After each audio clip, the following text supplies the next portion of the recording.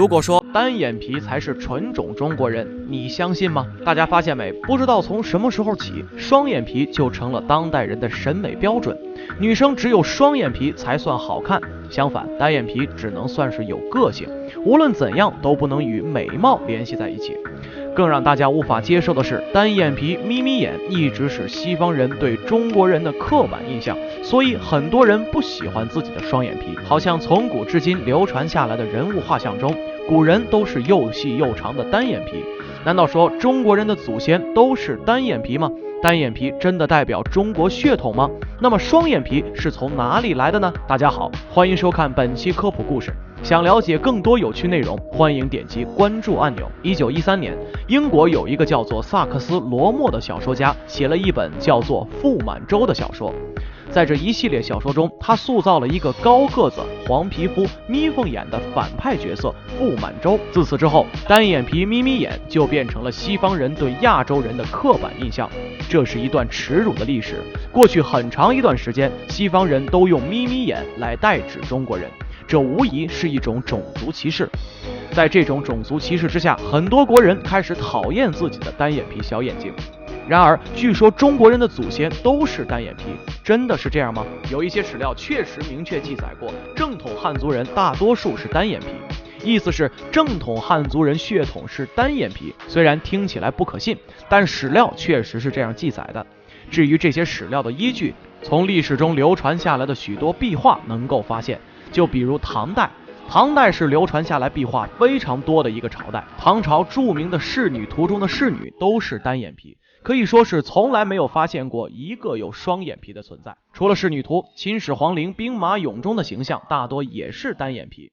由此推荐，中国的祖先确实都是单眼皮。那么双眼皮是怎么来的呢？你知道中国人的双眼皮源自哪里吗？很多人都说双眼皮是外来基因，不是属于中国人的血统，这是真的吗？秦朝开始，我国就开始出现民族融合，大一统的秦朝是多民族融合交融的第一个时期。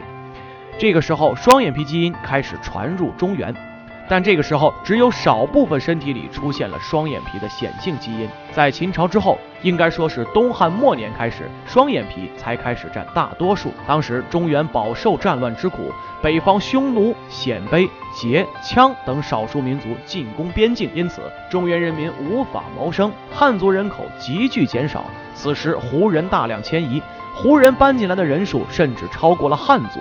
就在这个时候，中国完成了历史上第二次民族融合。北魏时期，北魏孝文帝开始了中国化改革，要求胡人开始学习汉语知识，胡人和汉族开始通婚。大家都知道，胡人和汉族人有不同的面部特征。从那时起，汉族人就有了双眼皮。也就是说，在魏晋南北朝的民族融合之后，汉族开始发生变化。但这并不意味着双眼皮是外国的，因为汉族和少数民族都是中国人。所以说，单眼皮的确算得上是纯汉族的象征。拥有单眼皮是一件骄傲的事，单眼皮不应该被憎恶。虽然现在双眼皮是主流审美，但古代纤细的凤眼、单眼皮才是历代人们心中美的象征。很多人不知道，解放前后的女明星都是以单眼皮为主，随着时代的变迁，人们的审美才开始发生变化，双眼皮才变得更受欢迎。尤其很多人都喜欢西方国家那种深邃的双眼皮，但除了中国，世界上其实还有很多国家都有单眼皮。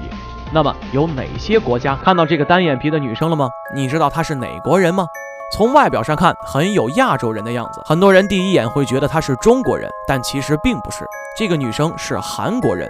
这个世界上可并不只有中国人才是单眼皮，很多国家都有单眼皮，甚至一开始也没有双眼皮。在韩国，单眼皮占比高达80%以上，这是因为韩国人有惠墨族的血统。惠墨族是古代北方游牧民族的一支，惠墨族的长相就是单眼皮，所以大部分韩国人都拥有单眼皮的基因。但韩国人很不喜欢自己的单眼皮，从韩国人从小就开始整容这件事就可以知道，只要是单眼皮的韩国人，从小就会去把自己整成双眼皮。就连2005年韩国总统鲁悟铉为了提升自己的气质，都去拉了个双眼皮儿。由此可见，韩国人有多不待见单眼皮，对整容也是到了痴迷的地步。曾经有一份统计，韩国的整容率占世界第一。国际美容整形外科协会也统计过，光是2014年，韩国就一共进行了98万例整形手术。除了因为不喜欢单眼皮以外，韩国人这么爱整容，据说是因为他们民族性格的原因。因为有美国学者专门研究过韩国人爱整容这件事儿，研究发现，韩国人对外貌有着超乎寻常的重视。而且韩国人身上还有着根深蒂固的外貌至上主义倾向。也有学者研究发现，韩国国民意识里就自带自卑感，因为古代韩国人长期处于藩属国或者殖民地，所以才格外重视自己的外貌。事实上，除了韩国人单眼皮多以外，欧美国家也是有单眼皮的，只不过是极少存在。单眼皮主要还是亚洲人比较多。在这里，我想告诉大家，不管是单眼皮还是双眼皮，每种长相都应该被尊重。歧视一个人的外貌是非常不礼貌和没品的行为。希望大家能够平等地看到不同国家、不同种族的样貌。对此，你有什么想说的？又有什么独到的见解呢？欢迎留言与大家一起讨论。